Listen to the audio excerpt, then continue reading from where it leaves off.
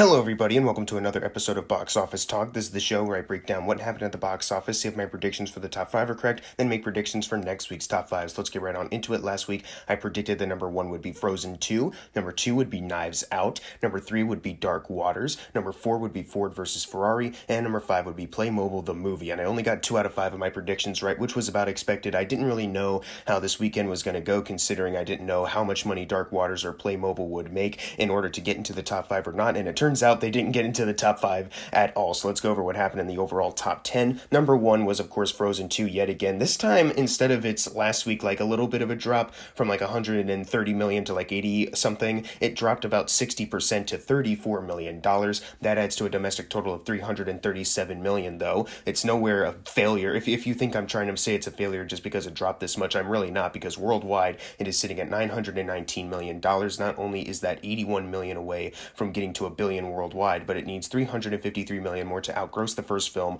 worldwide, and domestically it's almost there. It just needs 63 million more, and it's definitely going to do so. I just found it really funny that it held over really well over the Thanksgiving break, but then after that it dropped very much so considerably. I think it's because a lot of people that wanted to see this movie probably have now, and I don't think kids are accustomed to going to see movies more than once or anything like that. At least I'm not sure. When I was a kid, I rarely saw a movie more than once, but still, despite it having a bit of a drop, it's still making a lot of money, and it still is the number one movie at the weekend box office right now, so it's not a failure. I'm just saying it is interesting that it drops so much. Number 2, we have Knives Out, making 14 million, adding to a domestic total of $63 million. Not only is that 3 million away from outgrossing Rian Johnson's film Looper, but since it's currently sitting at $124 million worldwide, not only did it just triple its $40 million budget, but it is 46 million away from outgrossing Looper, which is really great. It's not going to outgross Rian Johnson's highest grossing film, Star Wars The Last Jedi. That's just not possible. But this outgrossing all of his other films is actually quite a big achievement for him, and I'm so happy. I hope we get more Benoit Blanc movies if Rian Johnson wants to, but I'm also just interested to see what next original film Rian Johnson has up his sleeve. And even if his next film turns out to be the Star Wars trilogy that they keep hinting at, I'll still be happy about that, because I love Rian Johnson and I'm glad he's having this success right now. Number 3, we have Ford versus Ferrari, still in the same spot, similar to Frozen 2 and Knives Out from last weekend, making, and this is tight with number 3 and 4, $6.537 million, adding to a domestic total of 91 million, and worldwide it is sitting at $167 million. It's very close from doubling. It's 97.6 million. It needs about around 30 million more to go. I think it definitely will get there with the domestic and combined worldwide total. Worldwide, it is 20 million away from outgrossing James Mangold's film The Walk the Line, and I feel like that is definitely going to happen very soon, which I'm so happy for. But like I mentioned before, this number that it made this weekend is very tight, with number 4's Queen and Slim making 6.530 million. So when the actual numbers come out, these positions could very much so switch up, but right now they have it that Ford vs. Ferrari is about to overtake Queen and Slim just by a bit. But that adds to a domestic total of $26 million, and since there's no worldwide total right now, it's not really close to doubling its $20 million budget. However, because that is so low, and because the movie is at where it is right now, it only needs 14 million more to double that budget. So although it will take a little bit more time to double that budget, I think hopefully eventually a worldwide total comes into play to boost the numbers up a bit, but also I think domestically it'll be just fine because it held over pretty okay. Number 5, we have A Beautiful Day in the Neighborhood, making 5 million, adding to a domestic total of $43 million.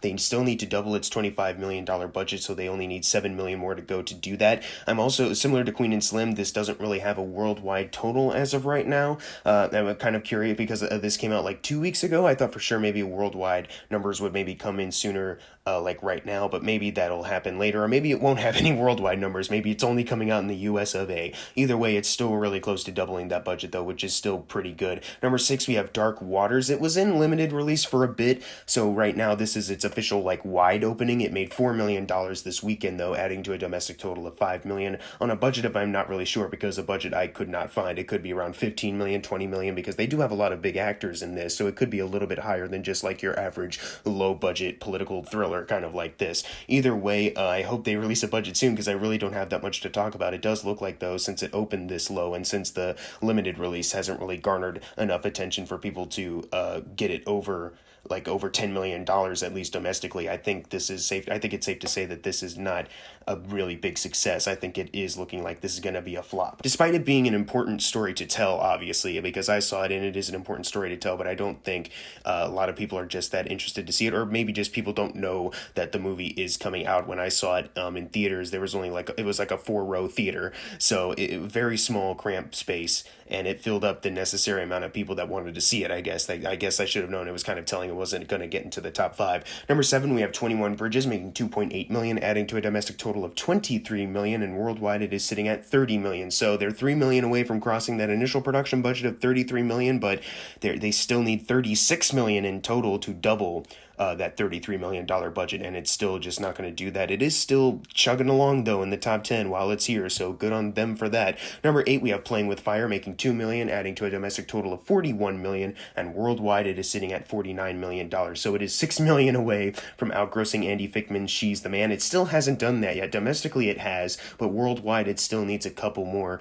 to go to do that. I think it will because of the combined domestic and worldwide, I think, but even then it has slowed down a lot, so we'll just have to wait and see, especially since next week is going to be pretty big for movies. Number 9, we have Midway, making $1.9 million, adding to a domestic total of $53 million, and worldwide it is sitting at $120 million. I doubt that it'll be here next week, so farewell, Midway. You did better than I thought, but even then, you're still $80 million shy from doubling that $100 million budget. I'd cry, but I didn't really care for this movie all that much. And finally, number 10, we have Joker, still sticking around at the number 10 spot. I believe it was here last week, or maybe it was at number 9. Either way, it made $1.04 million, adding to a domestic total of $332 million, and worldwide it is sitting at $1.054 billion, which is great. I've already talked enough about this movie's success. You're probably all wondering right now, though, where was Playmobil the movie? You predicted it to be in the top 5. Well, I found out that they were only selling tickets for like $5, which is cheaper than the average movie ticket, and also it had already leaked online in HD, so probably not too many people were going to be seeing this film, and I was right. It only opened in the number 14 spot, not top 10,